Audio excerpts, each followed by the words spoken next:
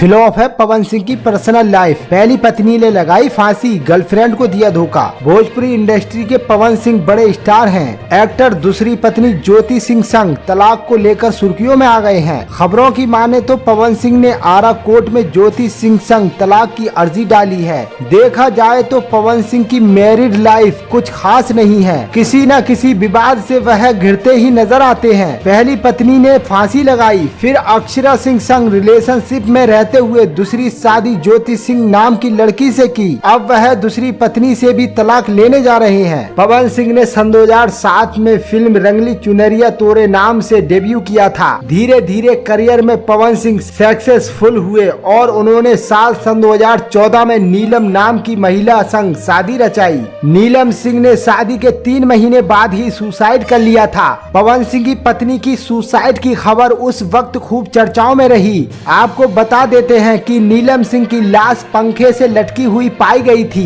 नीलम की सुसाइड की वजह पर उनकी बहन पूनम ने पुलिस को बड़ा बयान दिया था। उन्होंने बताया था कि पवन सिंह काम के सिलसिले में हमेशा व्यस्त रहते थे और उनकी बहन को वक्त नहीं दे पाते थे, जिसके चलते नीलम तनाव में रही थी। पवन सिंह का नाम भोजपुरी की स्टार अक्षरा सिंह के साथ भी जुड़ा है। अक्षरा को धोखा देने के बाद पवन सिंह ने ज्योति सिंह से रातों रात शादी रचाई थी। ज्योति सिंह उत्तर प्रदेश के बलिया की रहने वाली है और उन्होंने कॉलेज ग्रेजुएट किया है। बलिया के शंकर होटल में पवन सिंह ने जब ज्योति सिंह संग शादी रचाई तो उनकी खूब चर्चाएं हुई थी, क्योंकि उस वक्त पवन सिंह का नाम भोजपुरी एक्ट्रेस अक्षरा सिंह के साथ जुड़ चुका था। दोनों के पब्लिक अपीयरेंस से पता चल रहा था कि दोनों रिलेशनशिप में हैं। जब ज्योति सिंह के साथ पवन सिंह ने अचानक दूसरी शादी रचाई तो अक्षरा सिंह को काफी बुरा लगा था। इस दौरान एक्ट्रेस ने पवन सिंह पर गंभीर आरोप लगाए थे। अक्षरा सिंह ने कहा था कि पवन सिंह नशे की हालत में उन्हें मारा करते थे।